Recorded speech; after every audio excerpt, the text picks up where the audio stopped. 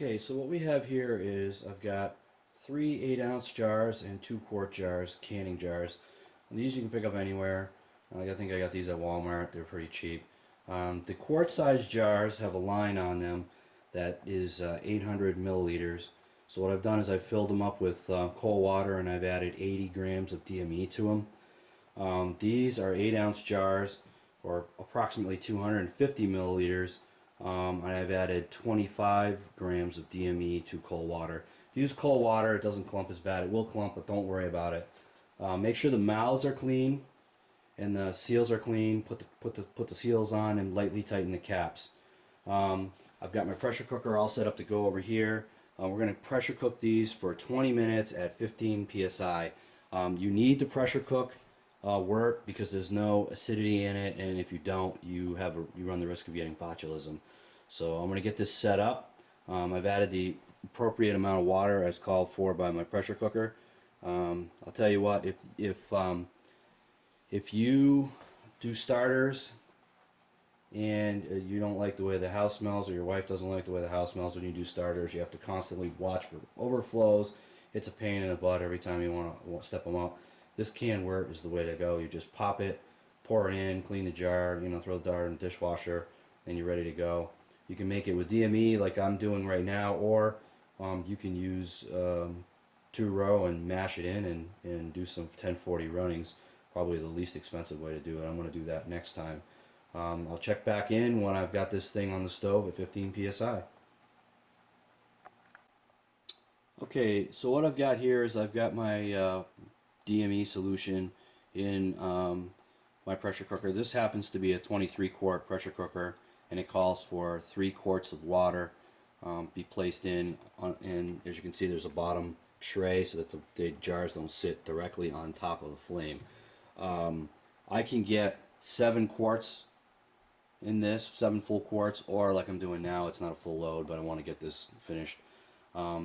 This unit I got at Bed Bath & Beyond. It was the last one. I got the display rack. This one cost me like 80 bucks. I think you get them on Amazon for like 95 bucks. This isn't the only thing I use it for, so I think we got a pretty good deal, and check back later when this thing is boiling. Okay, so after about 25 minutes, as you can see, the pressure indicator has popped up. It'll start to flicker, and then it'll pop up, and then what's going to happen is your dial's going to start to go up. So you may not have one of these on yours, but if you do, that's what will happen. This dial will start to go up, and you want to run about 15 pounds of pressure, and this will start to do that. And when it gets to 15, you want to adjust the heat just to hold it at 15. You don't want more than 15. I mean, you could probably have a little more than 15. It won't kill you, but 15 is all you need. So you should adjust your temperature down and just to hold 15. You can back the heat off quite a bit. Back when this thing reads 15. Okay, so now we're coming up on that magic 15 psi. I've already started dialing my heat down. Total elapsed time, this is a pretty weak stove. Total elapsed time has been about 30-35 minutes. You can see my weight over here is starting to dance. That's what you want. You want to just adjust your heat so you stay at 15. Your weight's wiggling. I'm usually down about half power when I'm in the range.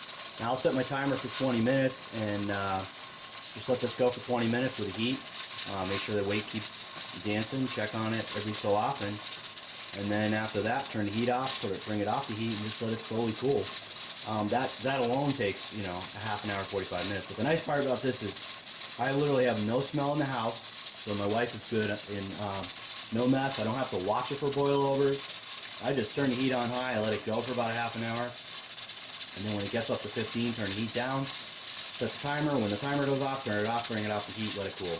And pretty much that's all there is to it. So it's a pretty hands-off process. No smell, not much mess, no sticky pans to clean up. This is the winter. I'm doing this from now on. Check back in 20 minutes. Okay, so it's been, probably an hour. I haven't been keeping track of it. These are ready to come out. One thing to note, if you have one like this piece right here lets you know that there's pressure. If it's all the way down, there's no pressure. The gauge is on 0. Always double check, because you don't want to wear one of these as a hat. That would be a really bad day. So now AJ's going to take the cover off, and remove the containers of DME starter Wort.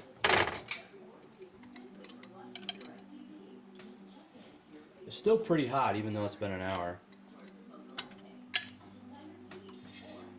And you can see the hot breaks inside the jars. I gotta tell you, compared to the old way we were doing it with the mess and the smell, this is my new favorite way to do it.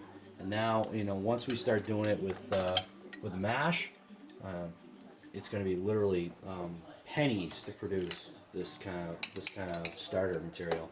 And then when you want to do a starter, you just zing the lid off, pop the top, and pour it in the starter, and you're ready to go. These are each 800 milliliters. That's 250, perfect for making starters from slants. As you can see, all the tops are sucked down nice. It means they have a nice vacuum. Everything looks good. You can see the hot break material in there. And grab one we did yesterday. And this is one we did yesterday. You can see the hot break materials down at the bottom. That's it. That's all there is to it. That's all there is to canning Wort from DME Solution. And that's it. We're out. That's a wrap. Cut.